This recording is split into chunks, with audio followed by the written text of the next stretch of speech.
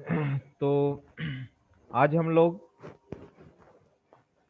मैंने बोला था कि आज सैटरडे को हम लोग इंटरव्यू पर्पस से, ठीक है, टेक्निकल क्वेश्चंस, प्रोग्रामिंग से रिलेटेड, डेटाबेस से रिलेटेड, ठीक है, उसको हम लोग देखेंगे। ठीक है, तो जो आपके लिए बहुत ही अब मैंडेटरी है। ठीक है, तो आप लोग से मैं क्वेश्चन पूछूंगा। ठीक है, आप लोग को भी कहीं अगर प्रॉब्लम होगा तो पूछिएगा कि सर ये क्या होता है, मैं बताऊंगा। और तो आइए, सबसे पहले मैं स्टार्ट करता हूं।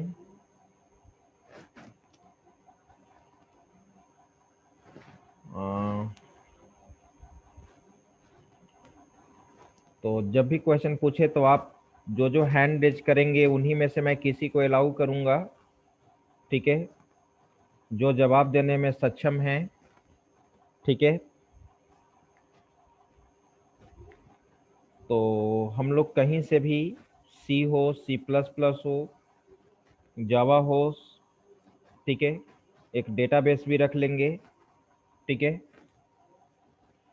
तो टीसीएस विप्रो इंटरव्यू में अधिकतर क्वेश्चंस जो पूछे जाते हैं टेक्निकल्स में, प्रोग्रामिंग में सी, सी प्लस प्लस, जावा से ही पूछा जाएगा।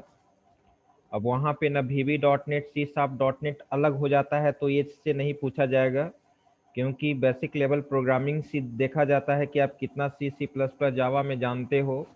ठीक है, और फिर एक डेटाबेस हो गया आपका, डेटाबेस के बारे में पूछा जाएगा। और एक हो गया आपका डेटा स्ट्रक्चर। ठीक है, डेटा स्ट्रक्चर के बारे में आपसे पूछा जाएगा। और फिर वो अलग फील्ड हो गया, अगर मान ली कि नेटवर्किंग से भी क्वेश्चंस पूछे जा सकते हैं। ठीक है, तो लेकिन ये इससे टेक्निकल क्वेश्चन इसी से पूछा जाता है। और मैंने बताया था कि एप्टीट्यूड टेस्ट के लिए आप वो मैथ, रीजनिंग, ठीक है, थोड़ा सा इंग्लिश, वो सब पे फोकस आपको करना होगा, क्योंकि फर्स्ट राउंड आपका वही राउंड होगा। आइए, तो मैं स्टार्ट करता हूं। सबसे पहले simple questions. What is the return type of scanf function? Scanf function का रिटर्न टाइप क्या होता है? ठीक है, आप जानते हैं कि बहुत सारा वैसा फंक्शन है जो वैल्यू रिटर्न भी करता है, नहीं भी करता है, चाहे वो प्री डिफाइंड फंक्शन हो या यूजर डिफाइंड फंक्शन हो। तो इसमें 4 स्टूडेंट का हैंड रेज हुआ है, और मैं सबसे पहले इसमें पूछना चाहता हूं विशाल कुमार। बताइए विशाल, मैं आपको अनम्यूट किया। Yes sir. बताइए। इंटीजर होता है सर। Very good. स्कैनफ का रिटर्न, अभी आप म्यूट नहीं कीजिएगा।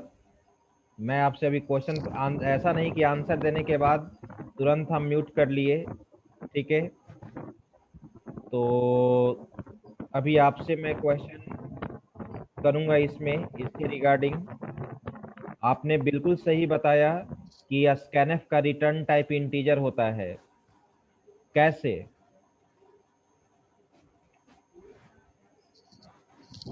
अगर एग्जाम्पल से क्योंकि सर बताइएगा जो तो आप कैसे बताएंगे? हाँ, बोलिए। क्योंकि सर जो इनपुट लेता है सर स्कैनर फंक्शन सर उसी को वो उसी को मतलब कि आउटपुट समझता है वो सर। तो मतलब उस जो इनपुट लेता है, हम तो उसमें इनपुट ले सकते हैं फ्लोट भी, डबल भी, कैरेक्टर भी, किसी भी टाइप का वैल्यू इनपुट ले सकते हैं, राइट? Yes sir. तो आप ये कैसे कह सकते हैं कि स्कैनफ इंटीजर टाइप का वैल्यू रिटर्न करता है?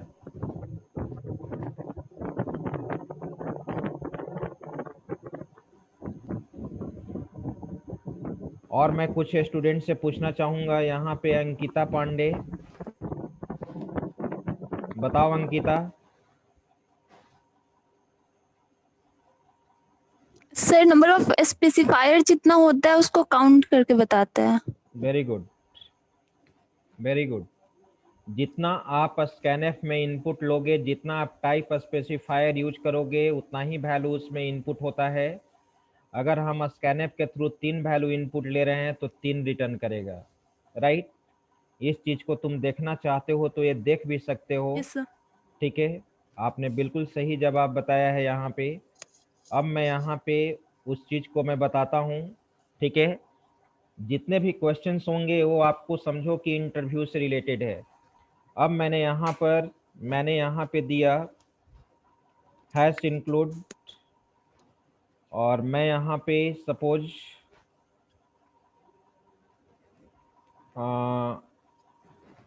हेडर फाइल कोई ज़रूरी नहीं है देना, डायरेक्ट मैं लिख देता हूँ void main, और मैं यहाँ पे लिख दिया int a, b, c, right.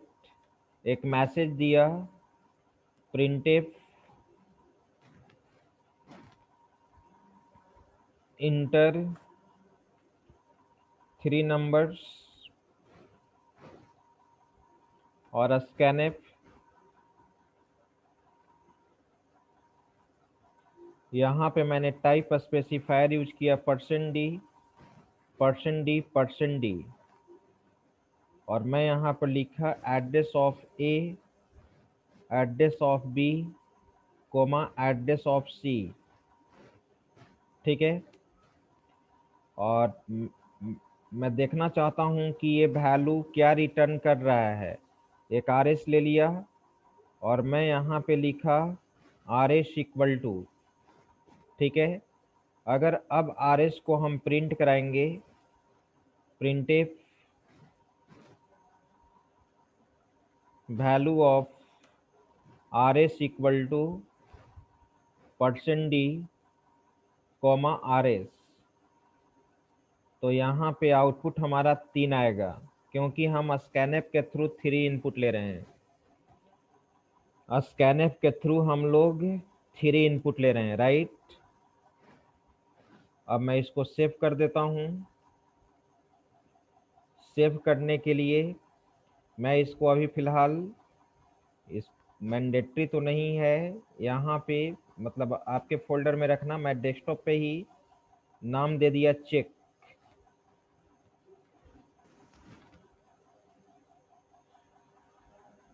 Check dot C, right. अब आप रन कराओ, execute, compile and run. Enter 3 numbers 10, 20, 30। देखो output value of R S equal to क्या है, 3।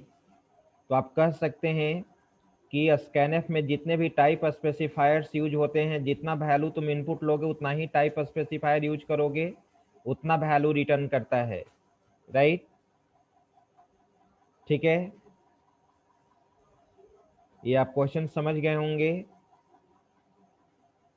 ठीक है, चलिए अब मैं नेक्स्ट क्वेश्चन पे आता हूं। मेरा क्वेश्चन कहीं से भी हो सकता है। ठीक है, नेक्स्ट क्वेश्चन है what is scope resolution operator in C++। Hand raise कीजिए।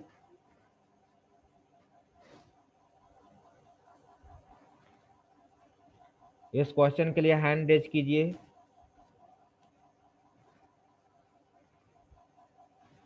दो स्टूडेंट का हैंड रेज हुआ है।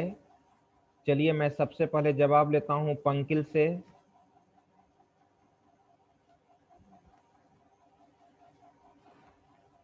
हाँ बोलिए पंकिल। सर स्कोप रिजोल्यूशन ऑपरेटर के हेल्प से हम लोग फंक्शन को आउटसाइड ऑफ द क्लास भी इम्प्लीमेंट कर सकते हैं। Very good. क्या केवल फंक्शन को ही?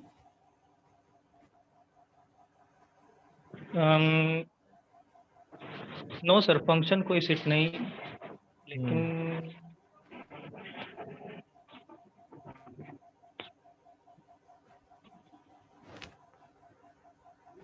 इसी तरह से क्वेश्चंस पूछा जाता है और आपसे पूछा जाएगा। ऐसा नहीं कि बस आप पूरा, जब तक वो कंप्लीट सेटिस्फाइड नहीं होगा तब तक वो आपको क्वेश्चंस पूछते रहेगा। जैसे मैंने पूछा ना कि क्या केवल फंक्शन का ही बॉडी हम स्कोप रिजोल्यूशन से बाहर डिफाइन कर सकते एक हैं? और एक और एक और था ग्लोबल वेरिएबल को कॉल करने के लिए भी होता है। ग्लोबल वेरिएबल को भी कॉल करने के लिए होता है। कब ग्लोबल वेरिएबल को कॉल करने के लिए होता है? जब मान लीजिए मतलब कि आप लोकल वेरिएबल को किसी फंक्शन के अंदर डिफाइन किए, लेकिन अगर आपको ग्लोबल वेरिएबल को पहले कॉल करवाना है तो स्कोप रिजोल्यूशन ऑपरेटर का यूज से कर सकते जब नाम सेम हो। जब नाम क्या हैं। यस हो? सर, सेम हो। चलिए सेम है। ठीक है, बिल्कुल दोनों पॉइंट जो आपने बोला है बिल्कुल 100% राइट है। और कुछ पॉइंट्स आप इसमें बोलना चाहते हैं, ऐड करना चाहते हैं, या दूसरे स्टूडेंट से मैं पूछूं? नो सर, और बात चलिए, हो सकता है कि अगला कोई जवाब दे दे। और इसके साथ मैं 2 हैंड रेज, बाकी हैंड रेज खत्म हो गया है। अ, अ, अंकिता पांडे और अविनाश कुमार। मैं अविनाश को लेता हूं यहाँ पे।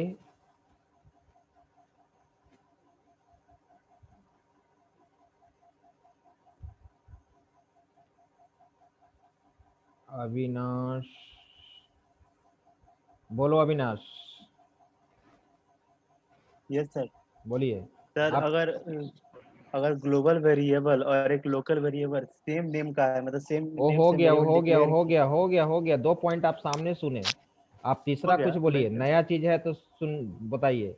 वो बता सर दिया, मेरा पंकिल बता मेरा दिया। नेटवर्क मेरा नेटवर्क नहीं था, हमको लगा नहीं बोला वो पॉइंट, सॉरी सर। पंकिल ने बोला कि फंक्शन के सर, फंक्शन का बॉडी क्लास से बाहर डिफाइन करते हैं। और उसने बताया कि ग्लोबल वेरिएबल लोकल वेरिएबल का नाम सेम हो तो उस समय ग्लोबल वेरिएबल को एक्सेस करने के लिए। सर सुपर कंस्ट्रक्टर को भी कॉल कर सकते हैं ना इससे? अब तो वो, अब हमसे मत पूछिए कर नहीं सर, सकते हैं बता या रहे नहीं। इसको। यस सर, सुपर क्लास के कंस्ट्रक्टर को डिराइव क्लास के डिराइव क्लास में हम कॉल कर सकते हैं। Class name scope resolution operator. चलिए, ये भी आपका पॉइंट सही है। और मैं, और अभी मैं पूछना चाहता हूं अंकिता। बोलो अंकिता। सर क्लास को भी कॉल कर सकते हैं, जैसे मेथड को कॉल करते हैं वैसे सर क्लास को दूसरे क्लास में कॉल कर सकते क्या हैं। दूसरे क्लास को कैसे कॉल करते हैं? क्लास को कैसे कॉल करते हैं? Sir class, sorry sir confuse हो गया। शिल्पी हैंड रेज की हो, बताओ। आपने एक बार हैंड रेज किया फिर हटा लिया। हाँ बोलो। सर फ्रेंड फंक्शन के लिए। क्यों फ्रेंड फंक्शन के लिए?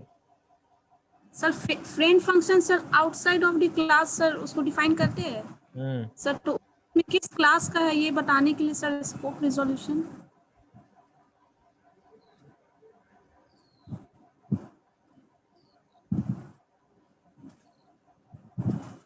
फ्रेंड फंक्शन क्लास के द्वारा एक्सेस होता है। गलत जवाब है आपका। और कोई बता सकते हैं क्या? अभी तक एक ही जवाब आया है कि क्लास के बाहर अगर फंक्शन का बॉडी डिफाइन करना चाहते हैं तो हम लोग वहां पे उसको यूज कर सकते हैं। शंकर बताइए। सर जब ओवरराइडिंग आती है सर, हेडिंग करते रहते हैं ना, तो उसके लिए एक्सेस आउटसाइड तो इम्प्लीमेंटेशन करने के लिए क्लास नेम के साथ रिजोल्यूशन लगाना पड़ता है। अरे वो हो गया जी, वो तो करते ही हैं। वो तो हो गया। अब मैं बताता हूं, अभी आप लोग, ठीक है। अविनाश फिर हैंड रेज किया है, क्या कुछ नया चीज तुमको मिला? बोलो। सर एक स्टैटिक वेरिएबल कॉल करने के लिए भी करते थे। Very good. अब मैं बता रहा हूं, ध्यान से सुनो। Very good Avinash. क्लास के अंदर मेंबर वेरिएबल होता है, मेंबर फंक्शन होता है और कंस्ट्रक्टर होता है। तो आप स्कोप रिजोल्यूशन को ऐसे कर सकते हो कि स्कोप रिजोल्यूशन के मदद से हम कंस्ट्रक्टर का भी बॉडी क्लास के बाहर डिफाइन कर सकते हैं, राइट। मेंबर फंक्शन का भी बॉडी हम लोग क्लास के बाहर डिफाइन कर सकते हैं, राइट। मेंबर वेरिएबल को भी हम लोग क्लास के बाहर इनिशियलाइज कर सकते हैं या नहीं, यस और नो? जल्दी बोलिए, हैंड रेज कीजिए। Member variable can be initialize outside class, yes और नो? कौन बताएंगे? क्लास का मेंबर वेरिएबल को क्या तुम क्लास के बाहर इनिशियलाइज कर सकते हो इन C++?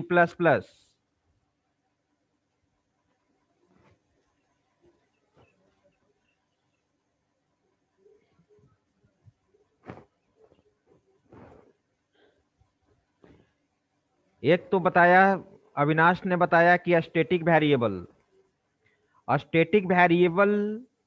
must be initialized outside class. A static variable must be initialized outside class in C++. वो मैंडेटरी है। जब C++ में आप स्टैटिक वेरिएबल क्लास के अंदर डिक्लेयर करोगे तो क्लास के बाहर इनिशियलाइज करना मैंडेटरी है।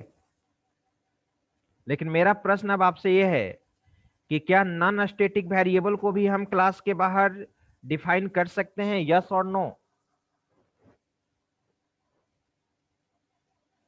शिवम, बोलो Shivam. No sir. Very good. Static variable को ही तुम क्लास के बाहर इनिशियलाइज कर सकते हो, जो मैंडेटरी है।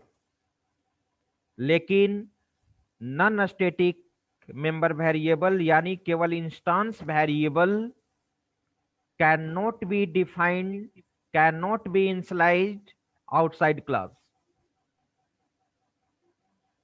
चलिए next questions.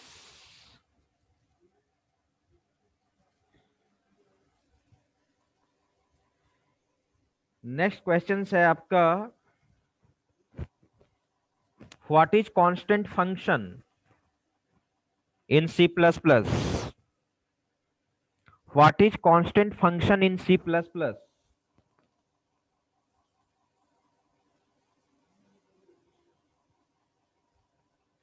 What is constant function in C++?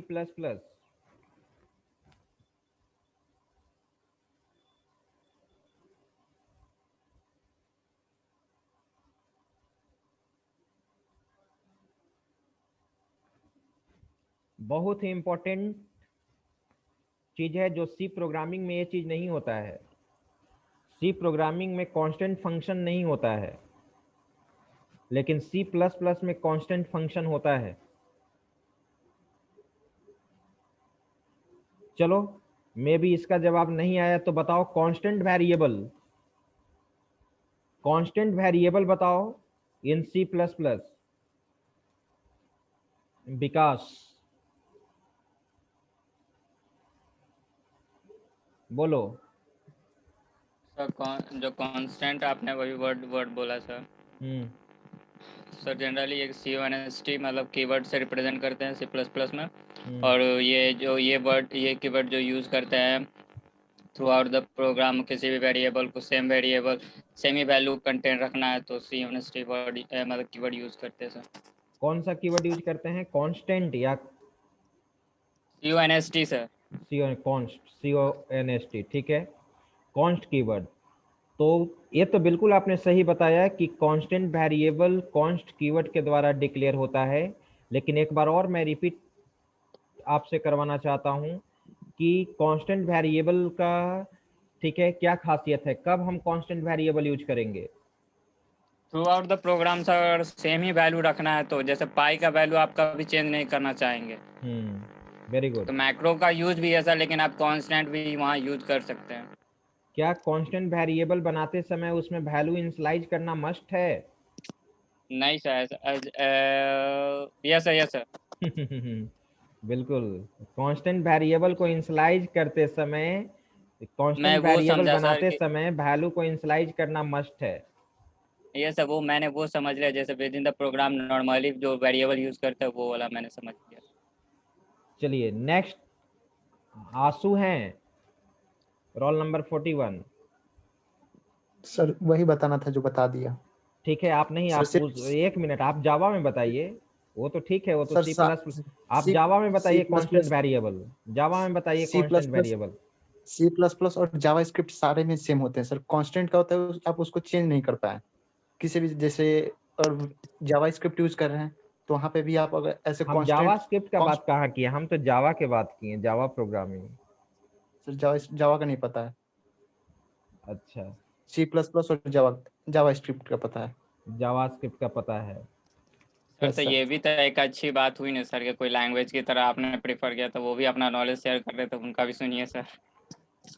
हाँ तो हम तो सुन ही रहे हैं। तो इसीलिए सर सुन लीजिए सर, जावास्क्रिप्ट की बात है लेकिन सुन लीजिए, आंसर दे रहे सर, तो आप सही लगे तो आप एग्जीक्यूट कीजिएगा सर, बात रखिएगा सर। हाँ बताओ आंसू, बताओ जावास्क्रिप्ट में क्या होता है। जो सर कॉन्स्ट कीवर्ड होता है वो सर जावास्क्रिप्ट के 6 वर्जन में डिफाइन किया गया। अच्छा, जब स्क्रिप्टिंग लैंग्वेज 6 वर्जन जब है ES6 तब वो कॉन्स्ट कीवर्ड का डिफाइन किया गया। इसमें होता था कि पहले होता था कि लेट कीवर्ड को यूज करके आप ऐसे प्रोसीड कर सकते थे, लेकिन वहां पे इशू आता था कि कभी कभी जैसे कोई फ्रेमवर्क हुआ, वहां पे फ्रेमवर्क में सारे डिफरेंस आने लगते थे, सारे फ्रेमवर्क के अलग अलग। तो उसके लिए जो स्क्रिप्टिंग लैंग्वेज का 6 वर्जन है उसमें कॉन्स्ट कीवर्ड का यूज किया गया, जिससे सारे वेरिएबल फिक्स रहे। एक मिनट, जावास्क्रिप्ट की बात आप कर रहे हो, राइट? जी सर। एक मिनट, CONST, एक मिनट, मुझे थोड़ा सा गूगल खोलने दो।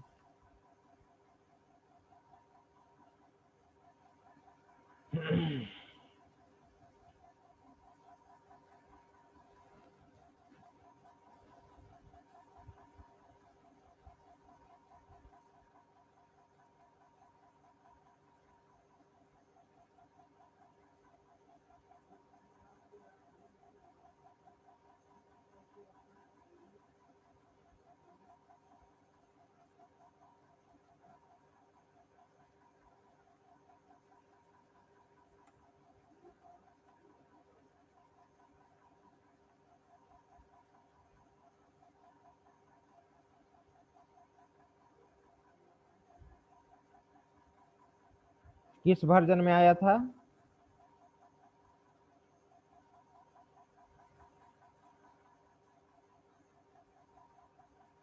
ठीक है, वेरी गुड, वेरी गुड आंसू, वेरी गुड। अब मैं पूछना चाहता हूं,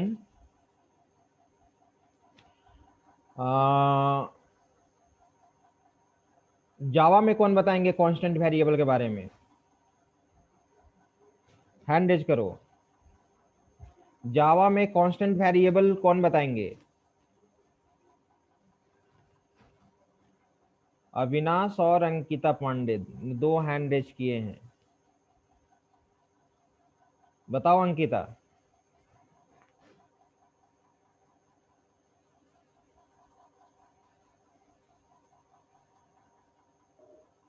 सर फाइनल कीवर्ड से होता है। Very good, very good.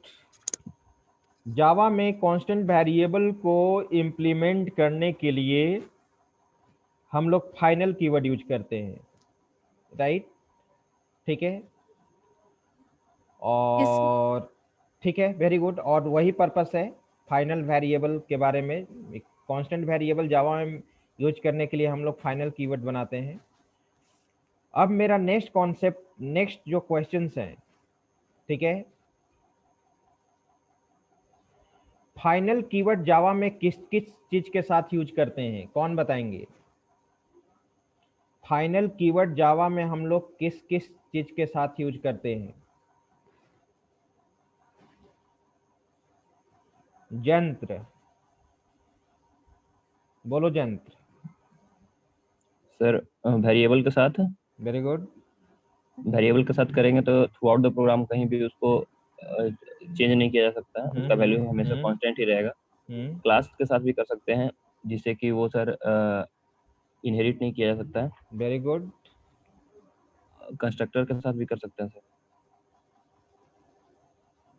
तो कंस्ट्रक्टर के साथ यूज करेंगे तो क्या होगा?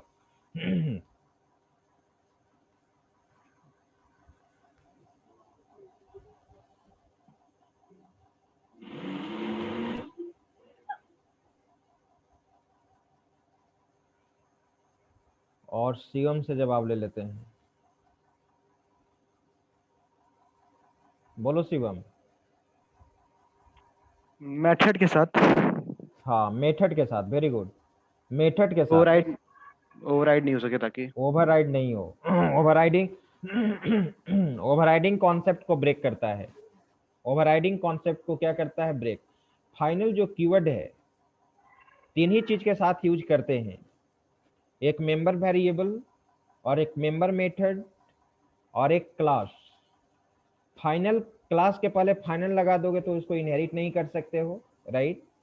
मेथड के पहले फाइनल लगा दोगे तो उसको सब क्लास में ओवरराइड नहीं कर सकते हो, राइट।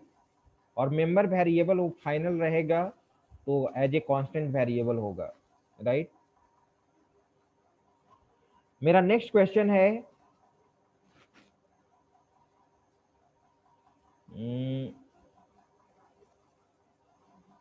जावा में स्टैटिक कीवर्ड हम लोग किस किस चीज के साथ यूज करते हैं? जावा में हम लोग स्टैटिक कीवर्ड किस किस चीज के साथ यूज करते हैं?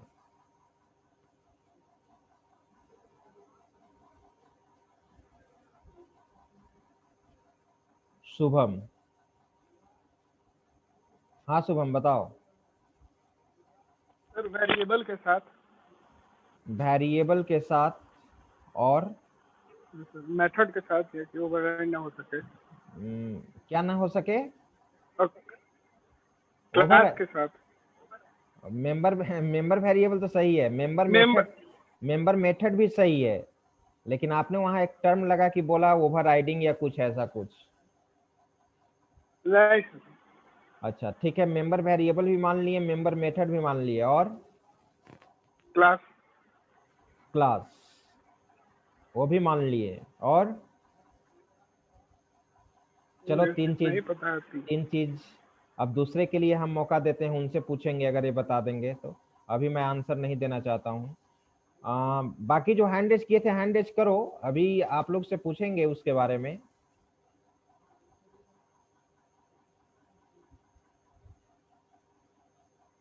क्या वही स्टूडेंट्स केवल हैंड रेज करेंगे जो 5, 6, 7 के बीच में है? अभी तक मैं देख रहा हूं जिसका नाम मुझे याद है, पहले से ही मेरा नाम, उन लोग का नाम मुझे याद है। कोई नया स्टूडेंट भी तो बोलने का कोशिश कीजिए। मात्र उसी 10 स्टूडेंट में रोटेशन हो रहा है।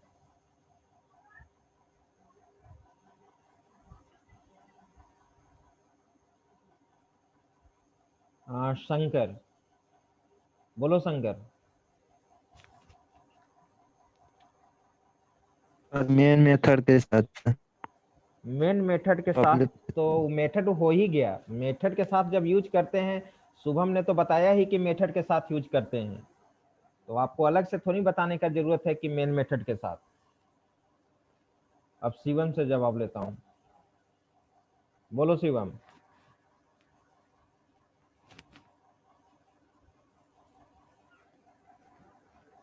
बोलिए। सर स्टैटिक ब्लॉक के साथ। Very good. स्टैटिक ब्लॉक के साथ, उसको ऐसे बोलेंगे ब्लॉक ऑफ स्टेटमेंट्स को भी हम लोग स्टैटिक बना सकते हैं। Very good. Block of statements को भी हम लोग स्टैटिक बना सकते हैं। तो कितने, अब शुभम ने बोला था क्लास के साथ, शुभम शेखर ने बताया था कि क्लास के साथ स्टैटिक कीवर्ड यूज करते हैं। क्या शिवम कुमार यूज कर सकते हैं? Class no sir. नो। और कोई सुधार करना चाहेगा क्या? नेस्टेड क्लास के साथ। Very good, very good, very good. Inner class, yes sir, nested class के साथ यूज कर सकते हैं। ठीक है, विकास ने हैंड रेज किया है। बोलो विकास। लास्ट मोमेंट पे सर बोल दिए तब क्या करे सर, हम भी यही इनर क्लास के जिक्र कर रहे थे सर। हाँ, इनर क्लास के साथ यूज करते हैं। Very good. तो एक क्लास के साथ आपको इनर क्लास के साथ यूज होता है।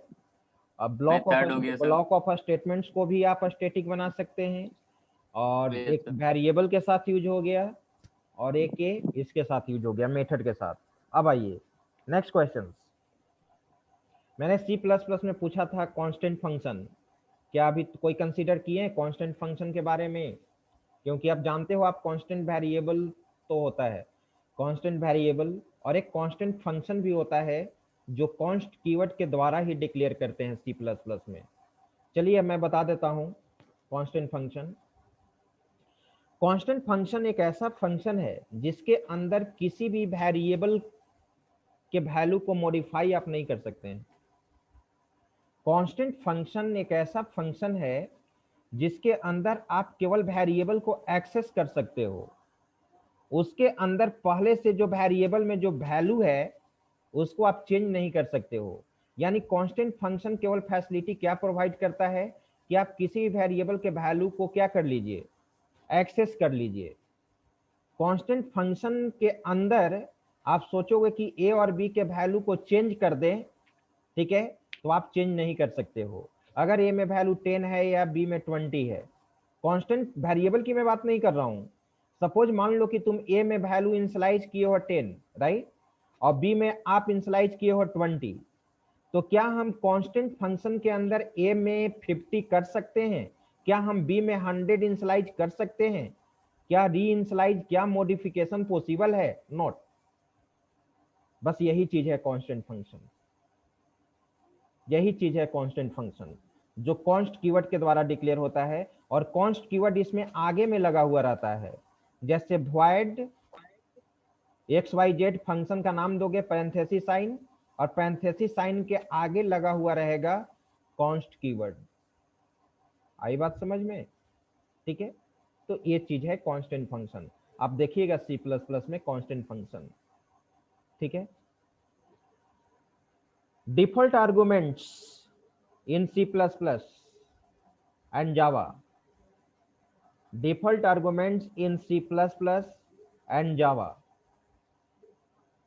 शिल्पी और कोई है? शिल्पी, विकास, और कोई? रितेश, बताओ रितेश। सर वो डिफॉल्ट वैल्यू पास कर देता है। क्या डिफॉल्ट वैल्यू पास कर देता है जी? बात जो हम लोग स्पेसिफाई करते हैं। कहाँ स्पेसिफाई करते हैं? सर जब फंक्शन बनाते समय में कोई डिफॉल्ट वैल्यू स्पेसिफाई कर देते हैं, अगर वो आर्गुमेंट खाली जाता है तो वो उस वैल्यू को पास कर देता है। अच्छा, तो उसका क्या है मतलब पैरामीटर? क्या हम C++ में फैसिलिटी है कि पैरामीटर जब हम फंक्शन में डिक्लेयर करें तो वहां वैल्यू इनिशियलाइज करें? सर C++ नहीं पता है सर, उतना डिटेल्स नहीं पता। अरे तुम तो सही बता रहे हो जी, तो कहाँ तुम मतलब थ्योरी रट लिए हो केवल? नो सर, C++ में ना पढ़े नहीं है, लेकिन अभी याद नहीं होता। जावा में होता है जावा में होता है, होता है लेकिन यार C++ जावा में। सर एग्जैक्ट अभी नहीं बता पाएंगे। चलिए, आपका आंसर अधूरा है। अब आंसू से जरा हम पूछ लेते हैं। बोलो आंसू, तुम लोग अपना हैंड रेज रखना अभी। शिल्पी, विकास। सर डिफॉल्ट आर्गुमेंट्स है सर, वो उसमें पहले से उसका वैल्यू दिया रहता है, उसका अगर चाहे तो उससे हम चेंज कर सकते हैं उसको। पहले तो बताओ कि C++ जावा किस में होता है? C++ और जावा में। C++ और जावा में, ठीक है। और अच्छा, अब मैं पूछ लेता हूँ यहाँ पे शिल्पी से। बोलो Shilpi. Yes sir, default argument sir हम लोग जब फंक्शन जब डिफाइन करते हैं सर, उसके पैरामीटर में सर कुछ वैल्यू देते हैं, और अदर जब सर हम फंक्शन कॉल करेंगे और कुछ वैल्यू अगर पास नहीं करते तो वो डिफॉल्ट वैल्यू वो ले लेगा जो पैरामीटर में हम लोग पास करेंगे। और अगर कुछ वैल्यू दे दिए सर तो फिर वो ओवरराइड कर देगा जो न्यू वैल्यू सर हम लोग देंगे। वेरी गुड, डिफिनेशन 100% राइट है, डिफिनेशन 100% राइट है आपका। लेकिन ये बताओ कि सी में होता है कि C++ में होता है कि जावा में होता है? सर जावा में भी होता है सर, C++ में भी होता है, और सर सी के बारे में सर थोड़ा कंफ्यूजन है। होता होगा, अब ठीक है, होता है सर, होता है यानी तीनों प्रोग्रामिंग में होता है। विकास,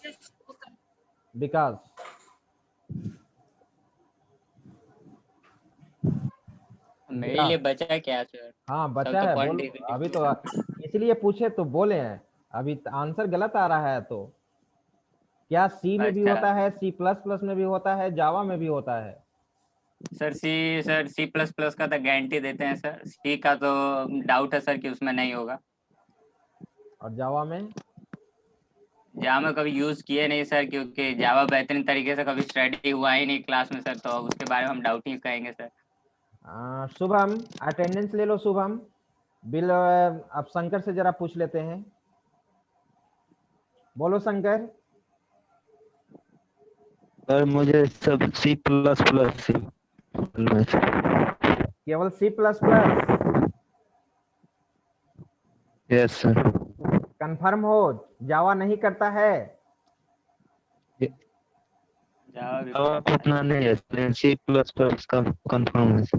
वो तो विकास भी बताया कि सी प्लस प्लस में केवल हम यूज किए हैं सर, जावा में नहीं यूज किए हैं। बिल्कुल राइट है, जावा डिफॉल्ट आर्गुमेंट्स को सपोर्ट नहीं करता है, और सी प्रोग्रामिंग का तो बात ही नहीं है, सी प्रोग्रामिंग में तो होता ही नहीं है, केवल सी प्लस प्लस ही डिफॉल्ट आर्गुमेंट्स को सपोर्ट करता है। ठीक है, अब 1 मिनट समय है। अटेंडेंस शुभम ले रहा है सर। ठीक।